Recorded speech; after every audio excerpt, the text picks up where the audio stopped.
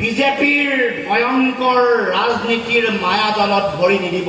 বিজেপিয়ে গোপন প্ৰেম বুলি যে কয়, গোপন প্ৰেম কৰিবলৈ চেষ্টা কৰিছে। গোপন প্ৰেম কৰিব, কিন্তু মই BPFকো কৈছো, কোনোবা নেতা কৰ্মকৰ্তা থাকিব পাৰে বিজেপিৰ ভয়ংকৰ ৰাজনীতিৰ মায়াজালত ভৰি নিদিব। বিজেপি অসমৰ খিলঞ্জীয়া জনগণৰ শত্ৰু এখন চৰকাৰ বা এটা দল।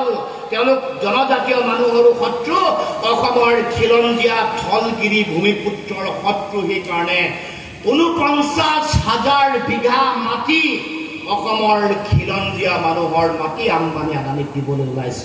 পৰ্বত যোৰাত ৩,৬০০ বিঘা মাটি গৌতম আদানীক দিবলৈ এতিয়া উৎপাত লগাইছে। আৰু তেওঁ যেতিয়া কয় যে বাংলাদেশীক উচ্ছেদ কৰিছো, আৰে উচ্ছেদ যদি কৰিছা তেতিয়াহ'লে তেওঁলোকক কিয় বিতৰণ কিয় নকৰা? বাংলাদেশৰ ফেন্সিঙৰ পাৰ কৰি থৈ কিয় নাহা?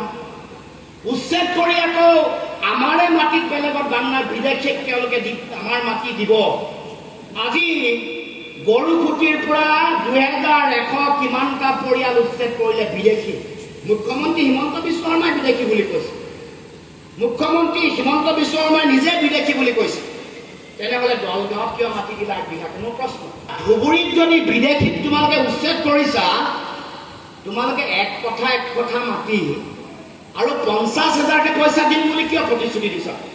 মোৰ প্ৰশ্নটো সেইটোহে যে মোৰে মাটি ভেটি নাই। আজি খিলঞ্জীয়া ৮ লাখ মানুহ, হৰিশংকৰ ব্ৰহ্মৰ প্ৰতিবেদন মতে ৮ লাখ মানুহ বানপানী গৰাখহনীয়া প্ৰাকৃতিক দুৰ্যোগত ভূমিহীন হৈ তেওঁলোকে থাকিব লগা অৱস্থাত আছে। মই অলপ দিনৰ আগতে তিনিচুকীয়াৰ কৰ্দৈগুৰিলৈ গৈছিলো। মোৰ চকুৰ আগত ব্ৰহ্মপুত্ৰত মাটি এনেকৈ যা গ'ল।